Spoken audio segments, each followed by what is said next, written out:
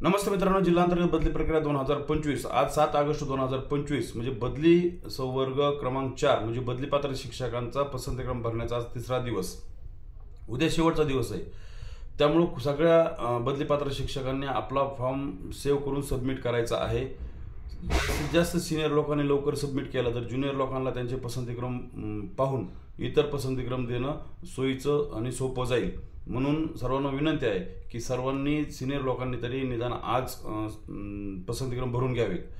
मागल्या 3 संवर्ग 1, 2, 3 याला कोणत्याही प्रकारचे पसंतीक्रम देण्यासाठी मुदतवाढ देण्यात आलेली नव्हती। त्यामुळे संवर्ग 4 ला सुद्धा मुदतवाढ भेटण्याची शक्यता कमी आहे। त्यामुळे मुदतवाढ भेटेल किंवा शेवटच्या लास्टच्या क्षणाचा इंतजार करण्यापेक्षा आपलं लवकरात लवकर फॉर्म सबमिट करा।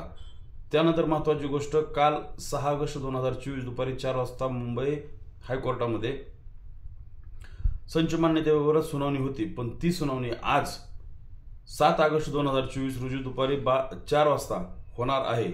याबाबत आर्ग्युमेंट होतंय, डायरेक्ट निकाल दिला जातोय हे पाहणं खूप गरजेचं आहे। म्हणून त्याबाबतची अपडेट आपल्यापर्यंत यथायोग्य पद्धतीने पोहोचवली जाईल।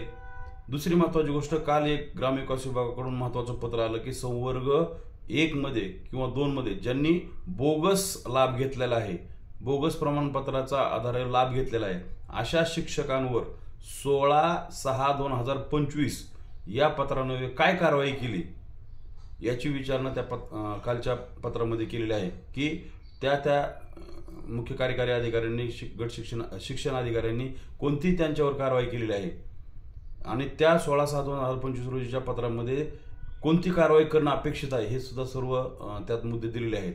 म्हणून ज्यांनी बोगस केलेलं आहे त्यांना नक्कीच याचे परिणाम 100% भोगावे लागतील। कालच्या पत्रावरून हे 100% दिसतंय।